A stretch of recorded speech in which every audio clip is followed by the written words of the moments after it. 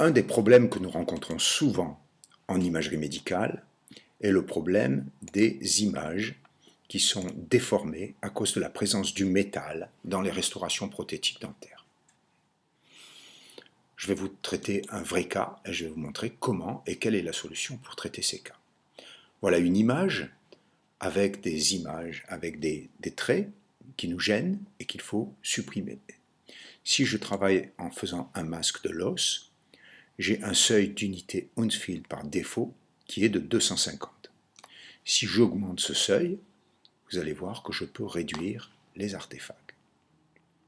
Mais en réduisant les artefacts, en même temps, je détruis l'os que je ne verrai pas, puisque le seuil d'unité Hounsfield est trop haut.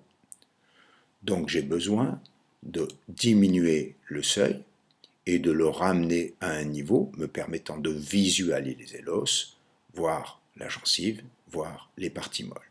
Dans ce cas-là, je vais travailler au niveau osseux à un seuil d'environ 348.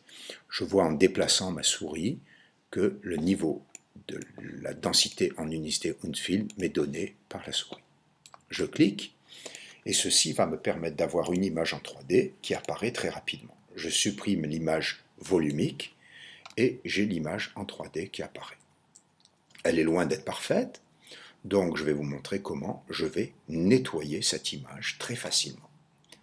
Je sélectionne le masque, l'image en 3D, je sélectionne le lasso avec deux outils, un outil qui supprime ce qui est dans le lasso ou un outil qui conserve ce qui est dans le lasso. Je vais supprimer ce qui est dans le lasso.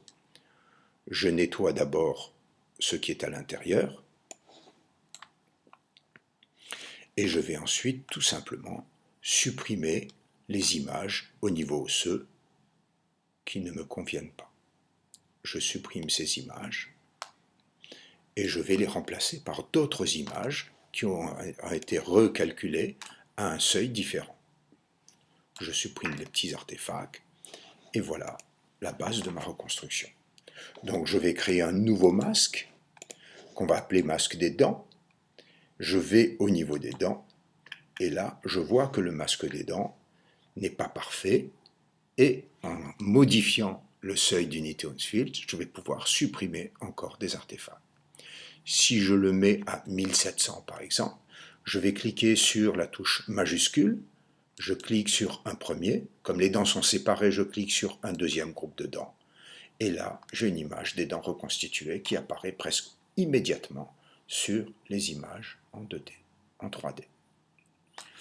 Je vais maintenant prendre l'image du masque des dents. Je vais utiliser un outil moins plus intersection.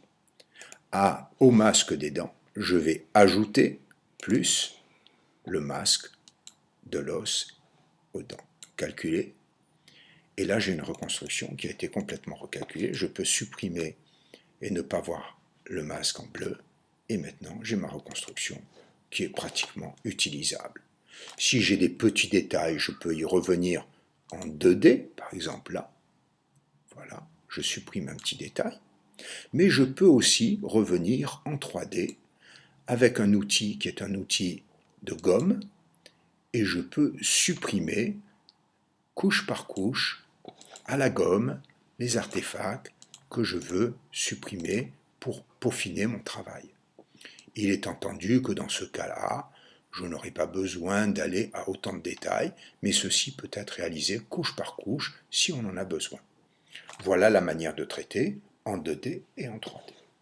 Si je veux rajouter des détails, j'utilise l'outil pinceau, je modifie le seuil d'unité du pinceau, par exemple ici moins 867, et je peux grâce à l'outil pinceau, par exemple, reprendre la reconstruction d'un point de contact entre les dents si c'est nécessaire. Voilà la manière très simple et très rapide de pouvoir supprimer les artefacts avec le programme AccuGuide.